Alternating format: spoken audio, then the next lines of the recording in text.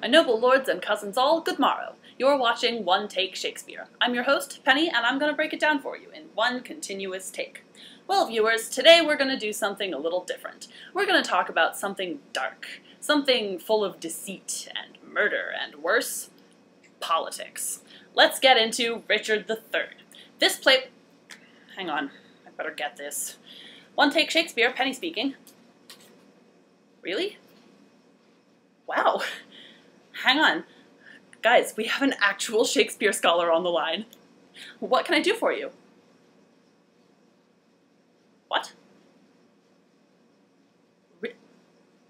Okay, excuse me?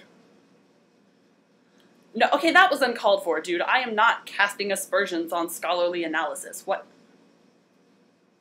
Okay, look, you pretentious twit. Shakespeare didn't write literature for you to analyze. He wrote entertainment. Now, excuse me, I'm doing a show. Jeez. Sorry about that. Pretentious scholar guy here had an issue with the Twelfth Night episode, I guess. He thought I was invalidating the major themes. Whatever that means. Anyway, Richard III.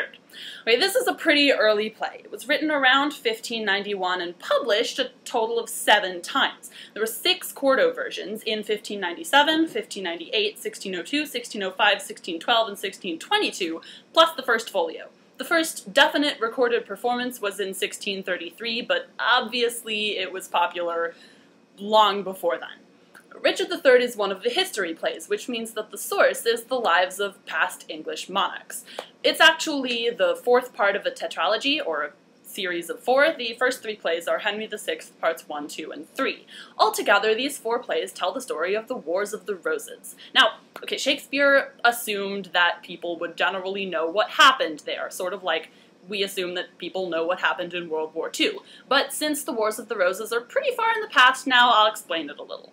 Okay, the whole problem basically started because Edward III couldn't keep it in his pants. He had like 8 sons, 5 of whom had survived long enough to have even more descendants of their own, and the line of succession got really confused. When Edward died, all of his grandchildren started fighting over who got the throne, and it solidified into 2 opposing houses. The House of York, represented by a white rose, and the House of Lancaster, represented by a red rose. Hence the Wars of the Roses. Good? Okay, now Richard III is actually the 2nd longest of all of Shakespeare's plays, after Hamlet, so I'm going to try to summarize this really fast.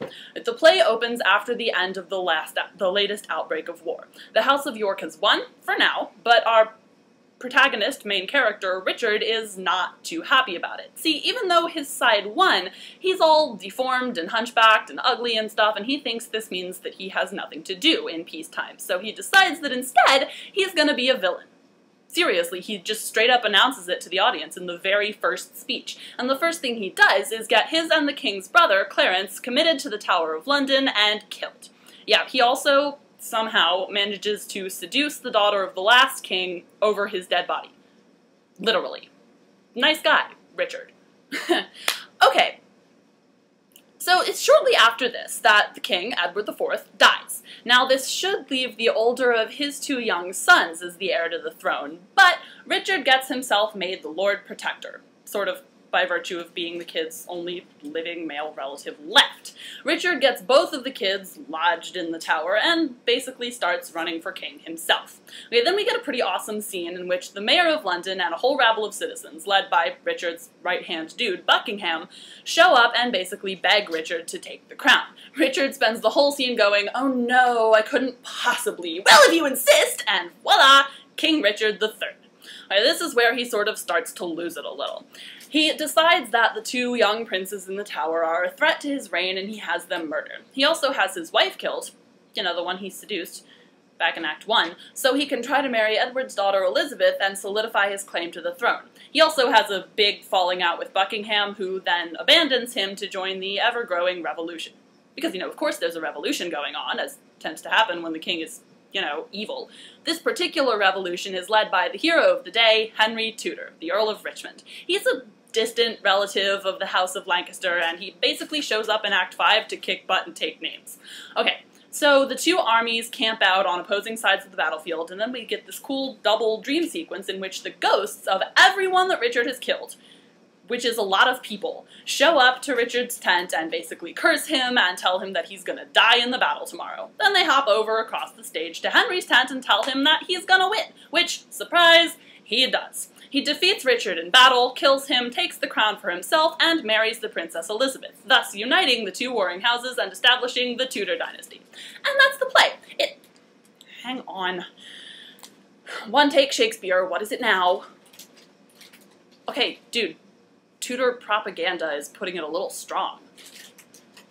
Okay, fine, I'll mention it. Okay, pretentious scholar guy actually does make a fair point.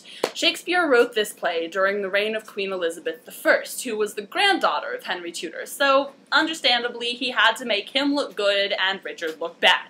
And boy, does Richard look bad.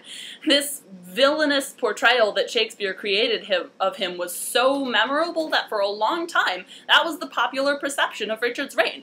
The real-life Richard III was not actually that bad of a dude. He was a good military leader, a faithful supporter of his house, pretty much, and there's no actual proof that he had anything to do with the disappearance of the two princes in the tower. And okay, to be fair, while he did kind of take the throne away from his nephew, in his defense, a child king is usually pretty bad news, especially if the kingdom is already kind of unstable. He wasn't even really that hunchbacked. His official royal portrait was edited later to add more of a hump, so clearly Shakespeare's propaganda was pretty effective. And it's not hard to see why. Richard the character, if we're gonna be totally honest, is really cool. He's actually part of a long tradition of villainous characters that goes all the way back to the Middle Ages. Medieval plays frequently included a stock character by the name of the Vice. This guy was a demon or a devil or something, and he was just bad for the sake of being bad.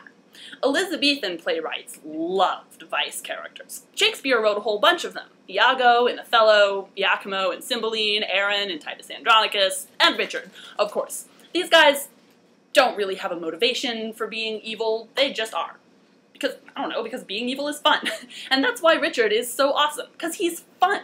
He's witty, he's charismatic, he totally runs circles around the rest of the characters, plus, he talks to the audience. You want to cheer for Richard when you see this play because he's letting you in on all of his plans and putting you on his side. And, you know, it's okay to cheer him on because if you know the history at all, you know he's not actually gonna win. Okay, I think I have a little bit of time left, so I'm gonna tell you guys a little historical anecdote. Now, okay, this may or may not be true, but it's funny. So here you go. One of the reasons that Richard III was so popular back in the day was because of the head actor of Shakespeare's company, Richard Burbage. He played Richard, and he did it so well that the audiences were completely enthralled by this character. One lady fan even sent a note backstage asking Richard Burbage to come visit her, under the name of Richard III. Now, Shakespeare intercepted this note and went in Burbage's place. When Burbage finally got there, Shakespeare sent a message back to him that William the Conqueror came before Richard III. Okay, so that's Richard III. Bloody, evil, and totally awesome. You've been watching not again. What now? You've been watching One Take Shakespeare. See you next time.